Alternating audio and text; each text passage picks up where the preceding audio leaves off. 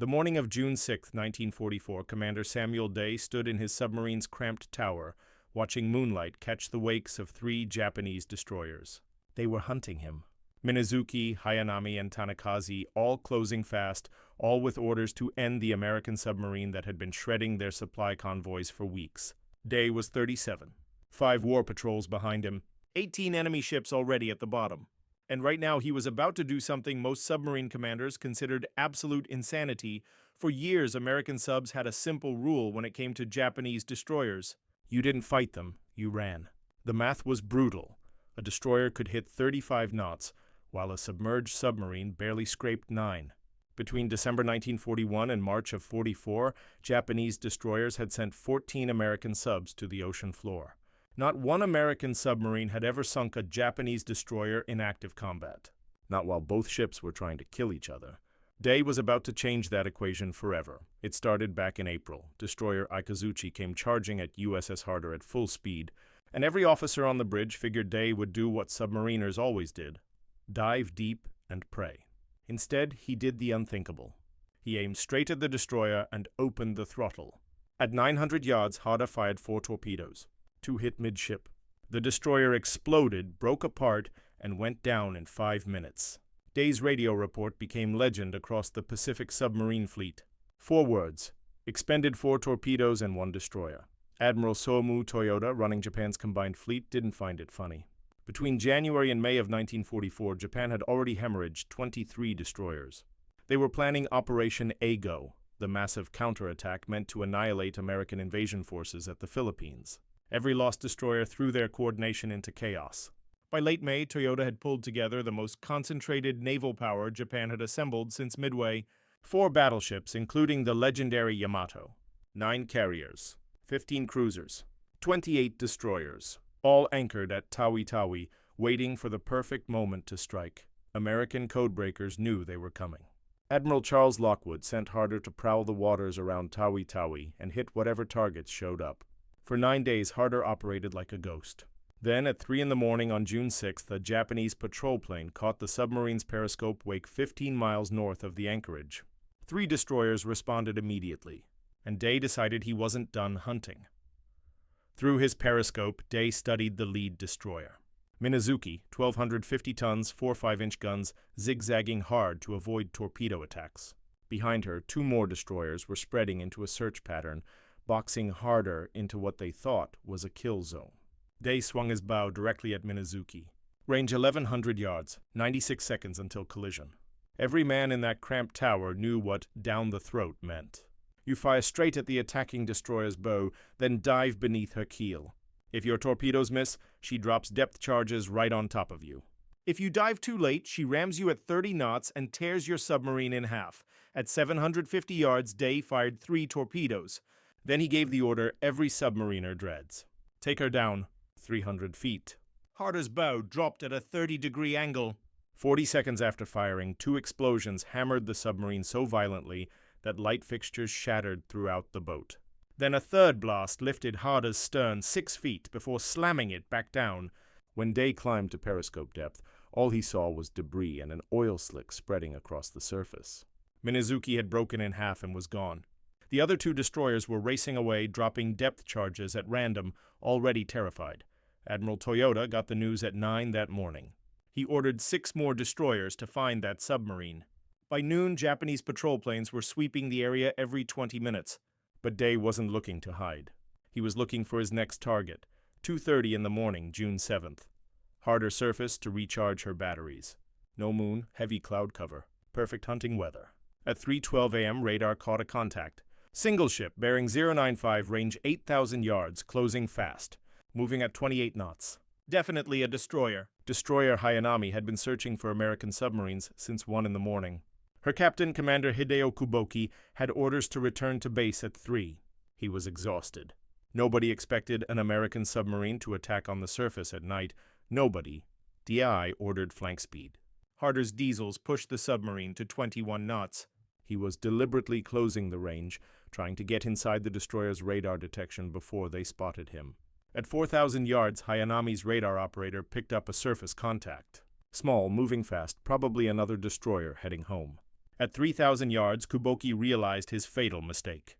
American submarine. He ordered emergency speed and turned to ram. Too late. At 2,300 yards, Day fired 4 torpedoes. 2 struck Hayanami's starboard side near the aft magazine. The explosion tore the destroyer's stern completely off. She rolled 90 degrees, propellers still spinning as she went under stern first. Kuboki and 147 sailors died in seconds. Day submerged immediately. Japanese patrol planes would arrive within minutes. 2 destroyers in 24 hours. The Imperial Japanese Navy was coming for him with everything they had. Admiral Toyota was beyond furious. 2 destroyers lost in 2 days to the same submarine. He pulled 8 destroyers from convoy escort duty and organized them into hunter-killer groups with one mission: find and destroy the American submarine operating near Tawi Tawi. Every destroyer captain got the same orders. Maximum aggression, no retreat. Kill that submarine. On June 8th, Day took Harder south towards Sibutu Passage, the narrow strait between Tawi Tawi and Borneo. Japanese destroyers patrolled that passage constantly. Day wanted to see how many he could sink before they figured out his tactics. At 2 in the afternoon, lookouts spotted 2 destroyers steaming in formation. Tanikaze and an unidentified escort, both moving at 25 knots, running a standard search pattern. Day studied their movements for 90 minutes. The destroyers were following a predictable zigzag, changing course every 8 minutes. That gave him maybe 30 seconds to set up a shot after each turn. He positioned Harder directly in their path and waited. At 4:30 p.m., Tanikaze turned toward Harder's position. Range 3,000 yards. They let her close. 2,500. 2,000. 1,500. At 1,200 yards, he fired 4 torpedoes at 17-second intervals. The first torpedo missed. The second struck Tanikaze near the bridge. The third hit the forward magazine. The explosion was so massive that Harder's crew heard it clearly underwater, even with the hatches sealed. Tanikaze's bow section separated from the main hull. Both pieces sank within 3 minutes. The escort destroyer immediately turned and charged Harder's position, dropping depth charges as she came. Day took Harder deep, 400 feet. The depth charges exploded overhead, shaking the submarine violently but causing no serious damage. After 40 minutes, the destroyer gave up and withdrew. 3 destroyers in 3 days. Admiral Toyota was about to make a decision that would change the entire course of the Battle of the Philippine Sea. But first, Day had 1 more destroyer to sink. And this time he was going to do it in broad daylight with 2 Japanese destroyers watching. 5 in the morning, June 9th. Day took Harder to periscope depth 12 miles southwest of Tawi Tawi. What he saw made every man in the conning tower hold their breath. Dead ahead, 4 Japanese destroyers steaming in line abreast formation, actively searching for submarines. Their sonar was pinging so loud Harder's sound operator could hear it without headphones. Day had 8 torpedoes remaining. 4 destroyers meant he'd get maybe 2 shots before they overwhelmed him. He studied their formation through the periscope. The lead destroyer was zigzagging aggressively. The second was maintaining a steady course. That was his target. At 6:12 a.m., the second destroyer turned directly toward Harder's position. Range 4,000 yards. Day waited. 3,000. 2,500. At 1,800 yards, he fired 3 torpedoes. All 3 struck the destroyer's port side within 5 seconds of each other. The ship exploded so violently that debris flew 300 feet into the air. She rolled over and sank in 90 seconds. The other 3 destroyers immediately converged on Harder's position. Day took her deep, 500 feet. Depth charges began exploding overhead. 23 in the first 10 minutes. The lights went out. Emergency lighting kicked in. Hull plates groaned under the pressure. A pipe burst in the forward torpedo room, spraying seawater across the deck. Harder's crew worked in silence, repairing damage while depth charges continued to detonate around them.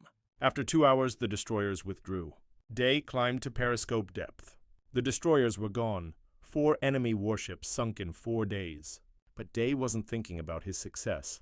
He was thinking about fuel. Harder had burned through 60% of her diesel reserves. She had maybe 3 more days before she'd have to withdraw to Fremantle. Admiral Jisaburo Ozawa, commanding the Japanese mobile fleet at Tawi Tawi, received reports of the attacks at 2 that afternoon on June 9th. 4 destroyers lost. 1 submarine. Ozawa did the math. If an American submarine could penetrate his defensive screen this easily, the entire anchorage was vulnerable. He sent an urgent message to Admiral Toyota.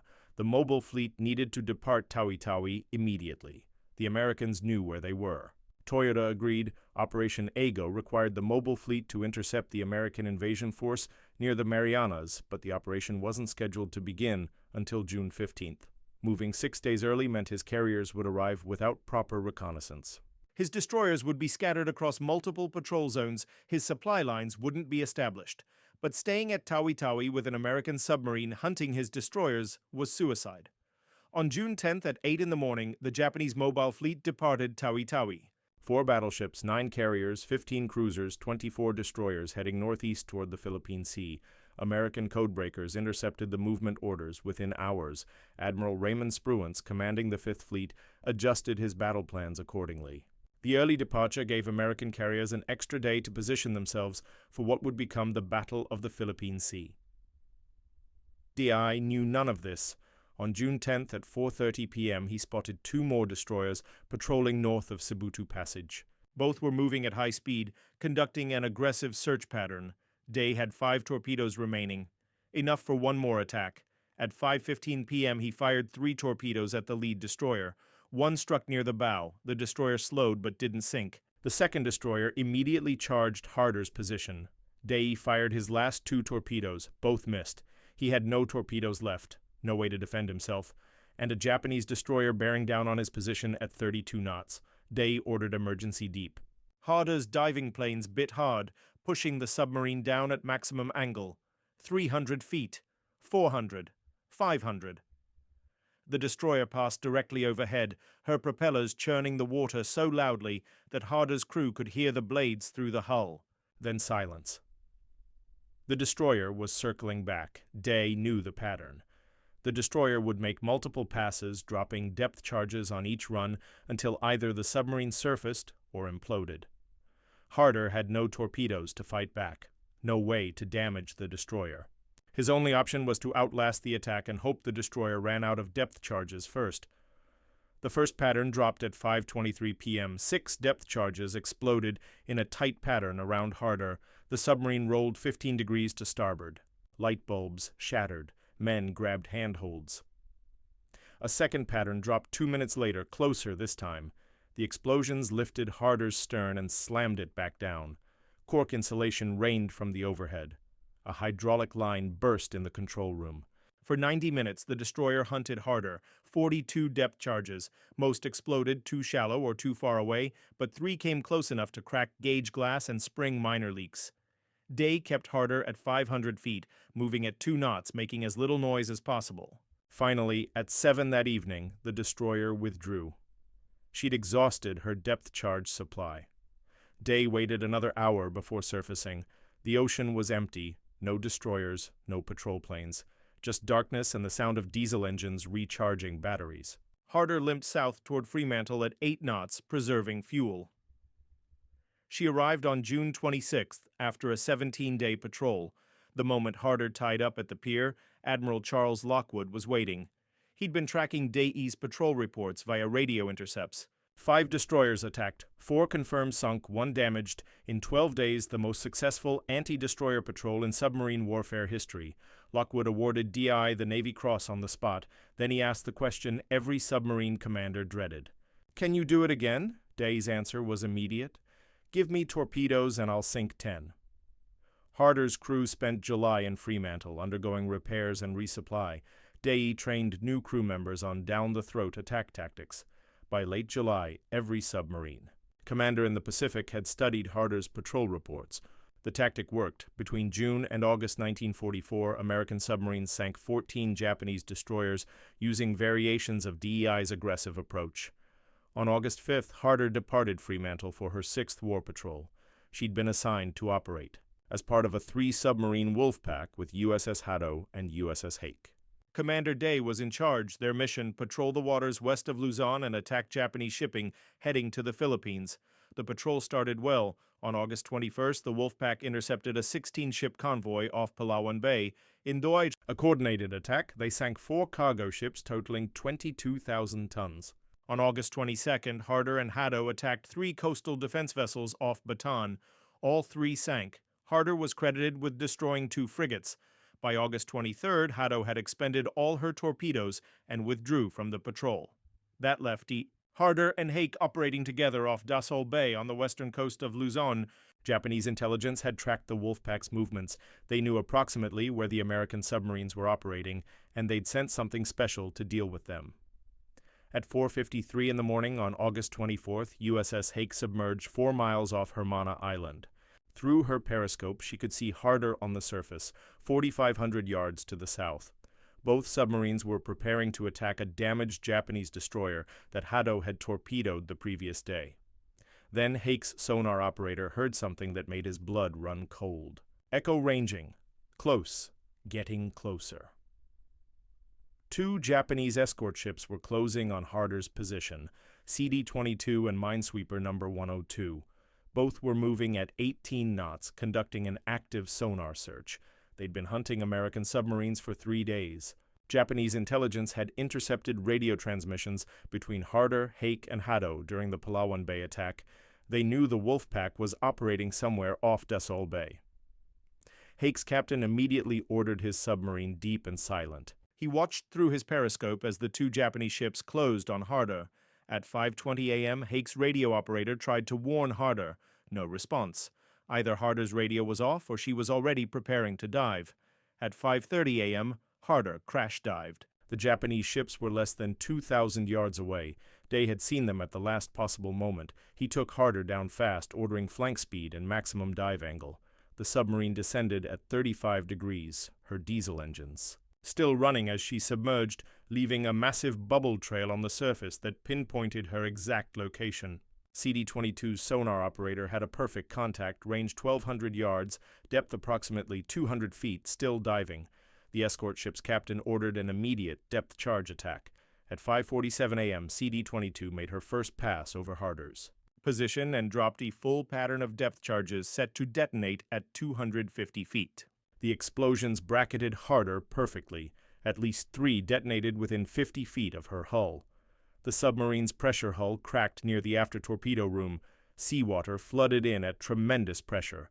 Harder's stern flooded completely within 90 seconds. The submarine's bow rose sharply as the stern dragged her down. Day ordered all ballast blown. Emergency surface. The compressed air system fought against the flooding, but there was too much water in the stern compartments. Harder couldn't reach the surface. At 5:52 a.m., CD-22 made a second depth charge run. This pattern hit even closer. The explosions ruptured Harder's main pressure hull in multiple locations. The control room flooded. All electrical power failed. Emergency lighting went dark.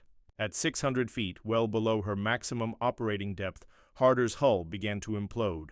Bulkheads collapsed under pressure. Compartments crushed like tin cans. The submarine was gone in less than 3 minutes from the first depth charge impact. At 6 that morning, CD-22 and No. 102 reported a successful kill. Large quantities of oil, wood debris, and cork floated to the surface. The Japanese ships circled the area for 2 hours, dropping additional depth charges to ensure the submarine was destroyed. They recovered no survivors. All 79 men aboard Harder died. Commander Samuel Dealey, radioman Calvin Bull, who'd earned a Bronze Star for the destroyer kills in June, every officer and sailor who'd helped make Harder the most feared submarine in the Pacific. USS Hake remained submerged until nightfall. Her captain filed a contact report describing Harder's loss. The message reached Admiral Lockwood at 8 in the morning on August 25th. Lockwood immediately suspended all submarine operations in the Dassault Bay area and ordered every boat to withdraw to safer waters. The news reached the United States in early September. The Navy Department announced that USS Harder was presumed lost with all hands. No additional details were provided. Submarine operations were classified. The American public wouldn't learn the full story of Harder's 5th patrol until after the war ended. But the Japanese knew. Admiral Toyoda received the report on August 26th. The submarine that had terrorized his destroyer fleet for 3 months was finally gone. He ordered a commendation for CD-22's crew. What Toyoda didn't know was how much damage Day had already done. How those 4 days in June had changed everything.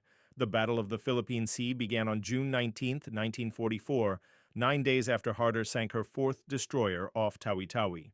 Admiral Ozawa's mobile fleet engaged Admiral Spruance's 5th Fleet in what would become the largest carrier battle in history. 15 American carriers faced 9 Japanese carriers.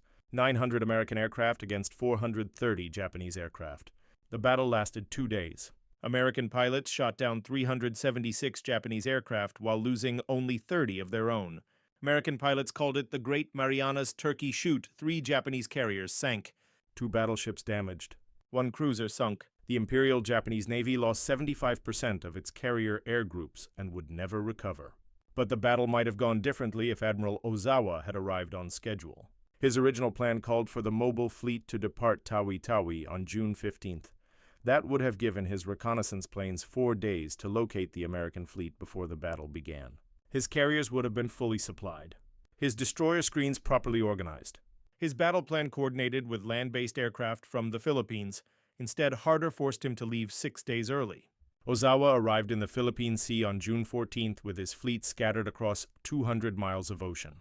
His reconnaissance aircraft had burned through their fuel reserves during the early departure and couldn't conduct proper searches. His destroyers were still regrouping from anti-submarine patrols around Tawi Tawi. His supply ships were 3 days behind schedule. When American carrier aircraft found Ozawa's fleet on June 19th, his carriers were still launching aircraft. His combat air patrol was undermanned. His fleet formation was disorganized. The Great Marianas Turkey Shoot happened because Ozawa wasn't ready. And Ozawa wasn't ready because Day had sunk 4 destroyers in 4 days and convinced the Japanese that Tawi Tawi was too dangerous. Admiral Lockwood understood this immediately. In his post-war memoir, he wrote that Harder's 5th Patrol was the most strategically important submarine operation of the Pacific War. 4 destroyers sunk meant 4 fewer escorts protecting Japanese carriers. But forcing the mobile fleet to depart early meant the entire Japanese battle plan collapsed before the first shot was fired. Between December 1941 and August 1944, American submarines sank 1,314 enemy ships totaling 5.3 million tons. Japanese merchant vessels, cargo ships, tankers, troop transports, but only 29 warships. Most submarine captains avoided warships. Too dangerous, too well-armed, too fast. Day proved that submarines could hunt warships successfully. His down-the-throat tactic worked because it violated every assumption Japanese destroyer captains made about submarine behavior. Submarines weren't supposed to charge destroyers. They were supposed to run. When Harder charged, Japanese captains hesitated. That hesitation cost them 12 seconds. 12 seconds was enough time for torpedoes to close the range and strike. By war's end, American submarines using DI's tactics had sunk 214 Japanese warships. 4 aircraft carriers, 1 battleship, 9 cruisers, 38 destroyers. The rest were submarines, escorts, and patrol craft. Japan started the war with 63 destroyers. They built 49 more during the war. American submarines sank 38. Harder accounted for 4 of them in 4 days. On March 27, 1946, President Harry Truman presented Commander Samuel Day's Medal of Honor to his widow, Edwina Day, in a ceremony on the White House lawn. The citation read in part, "This remarkable record of 5 vital Japanese destroyers sunk in 5 short-range torpedo attacks attests the valiant fighting spirit of Commander Day and his indomitable command." The Navy named a destroyer escort after him, USS Day, commissioned in 1954. She served until 1972. Harder received the Presidential Unit Citation for her first 5 war patrols. 6 battle stars for World War II service. Her motto, "Hit 'em harder," became legendary throughout the submarine force. But her real legacy was the tactical revolution she started. Before Harder's 5th Patrol, submarine doctrine emphasized stealth and evasion. If a destroyer detected you, you ran. You went deep, rigged for silent running, and hoped the depth charges missed. Engaging destroyers in direct combat was considered suicide. The math didn't work. Destroyers were faster, better armed, and designed specifically to kill submarines. Day changed that math by understanding one critical fact about destroyer captains. They expected submarines to run. When a submarine charged instead, the destroyer captain had to make an instant decision with incomplete information. Turn left, turn right. Maintain course, fire guns. All while torpedoes closed the range at 46 knots. Most captains chose wrong. By the time they realized their mistake, the torpedoes were already hitting. Between June and December 1944, 12 American submarines adopted DA's aggressive tactics. USS Tang sank 2 destroyers. USS Trigger sank 1. USS Barb sank 1 destroyer and damaged another.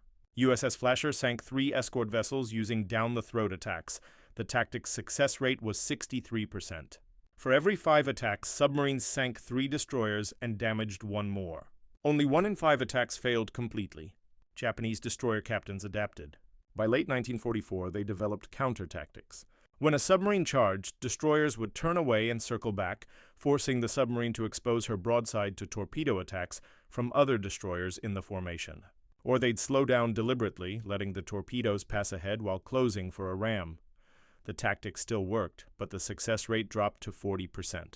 American submarine losses increased.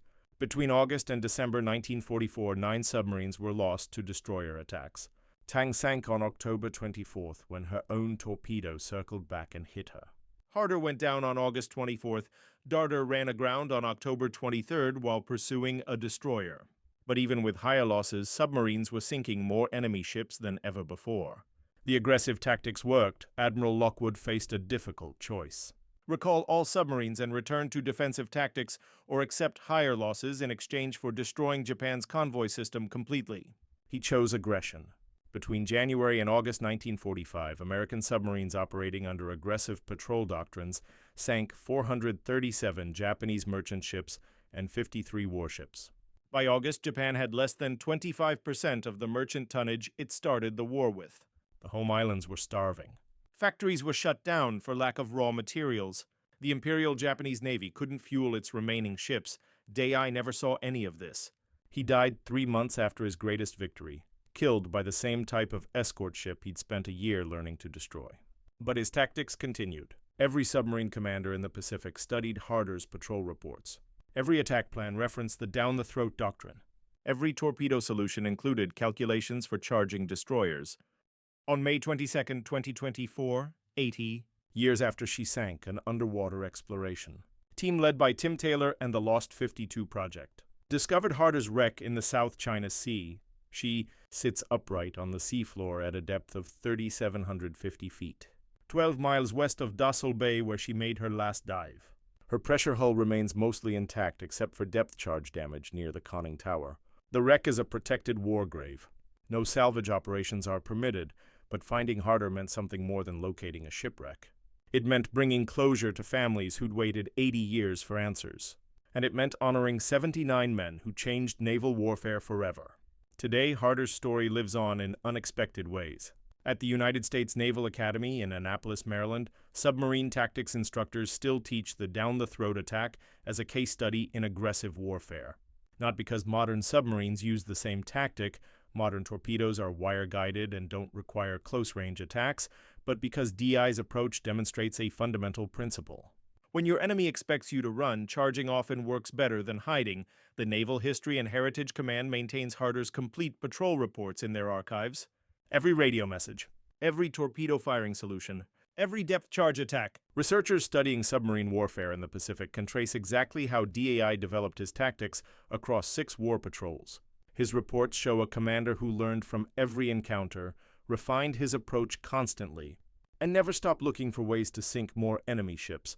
Commander D's grave is at Arlington National Cemetery, Section 59, Grave 874.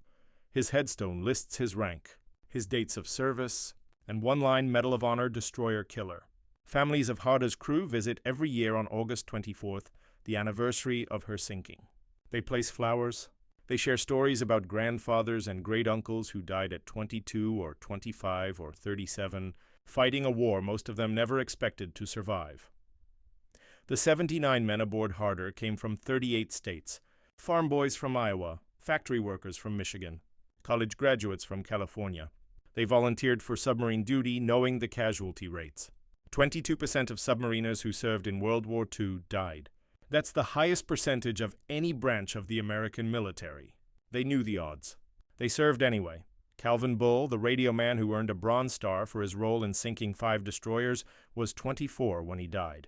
The last survivor of Harder's crew, Paul Bryce, died in 2022 at age 98. With his death, no one who served aboard Harder remains alive to tell their story firsthand. That's why stories like this matter. These men left behind patrol reports and radio messages and Medal of Honor citations. But those documents can't convey what it felt like to charge a destroyer at flank speed, or hear depth charges exploding overhead, or watch your captain make decisions that meant life or death for everyone aboard. The official history tells us Harder sank 4 destroyers in 4 days. It doesn't tell us about the fear or the exhaustion or the absolute certainty that this patrol might be your last. If you found yourself holding your breath during this story, hit that like button right now. It tells the algorithm to share this with more people who care about real history. Subscribe and turn on notifications because we're bringing forgotten stories like this back from the archives every single week. Real people, real heroism. No Hollywood dramatization needed. Drop a comment and tell us where you're watching from. United States, Canada, Australia, United Kingdom, our community stretches around the world. You're not just a viewer. You're part of keeping these memories alive. Let us know you're here. Thank you for watching, and thank you for making sure Commander Samuel Day and the 79 men of USS Harder don't disappear into silence. These men deserve to be remembered, and you're helping make that happen.